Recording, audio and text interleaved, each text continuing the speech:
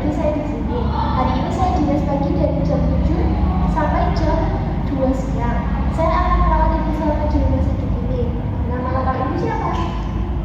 Luna Amalia. Ya. Senang dipanggil siapa? Luna. Bagaimana kabar ibu saat ini dan bagaimana perasaan ibu saat ini?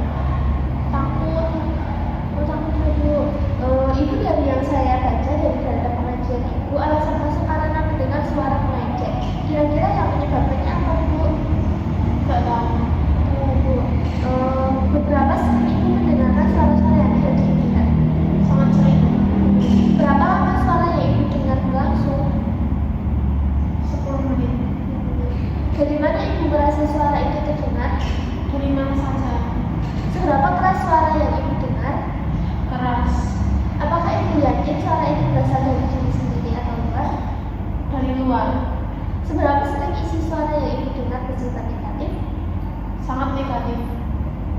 Apa isi suara yang ibu dengar?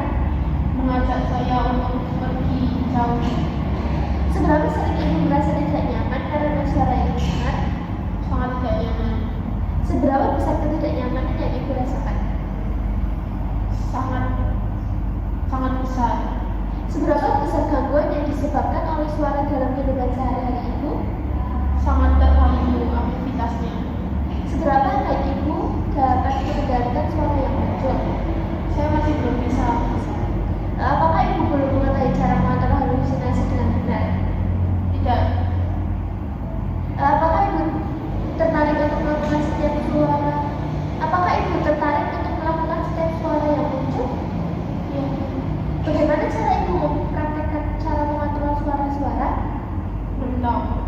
Apakah dengan cara yang ibu lakukan suara itu bisa berkurang?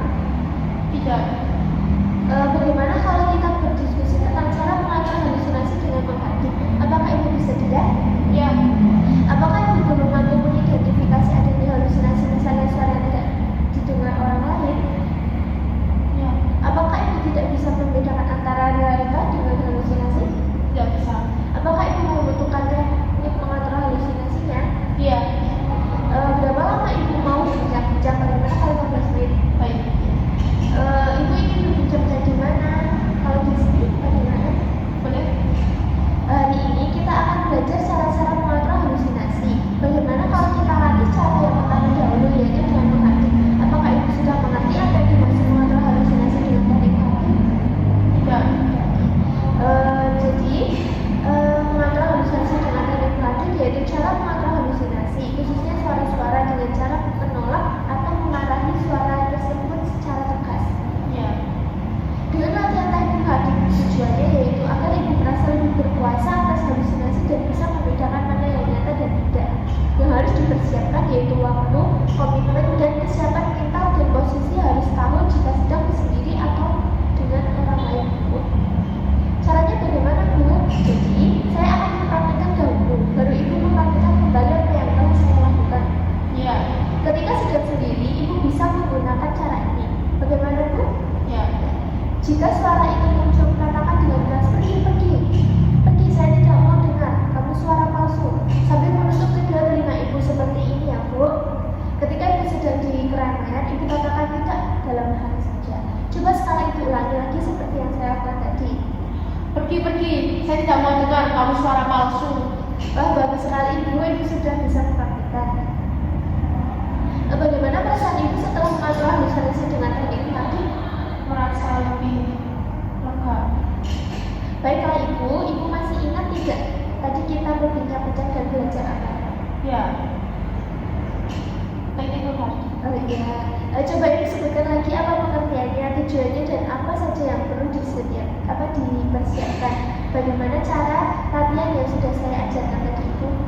Pergi. Kamu suara palsu. Bagus sekali ibu. Bagaimana kalau ada sesuatu yang membuat ibu halusinasi? Ibu nanti coba praktekkan latihan tadi ya Bu. Ibu lakukan itu sampai suara itu tidak terdengar lagi. Lakukan itu selama 3 kali sehari atau di saat ibu mendengarkan suara tersebut. Bagaimana jika saya masukkan ke dalam jadwal harian ibu? Baik. Cara mengisi buku kegiatan harian adalah sesuai dengan jadwal kegiatan harian yang telah kita buat tadi ya Bu. Jadi ibu melakukannya secara mandiri, maka ibu menuliskan di Jika ibu melakukannya dibantu atau diingatkan oleh perawat, keluarga atau teman, maka ibu buat di kolom B. Jika ibu tidak melakukannya, maka ibu tulis di kolom D. Apakah ibu mengerti? Mengerti. Ya. Baiklah ibu, bagaimana kalau besok kita berbincang-bincang tentang cara yang lain? Cara yang kedua yaitu dengan bercakap-cakap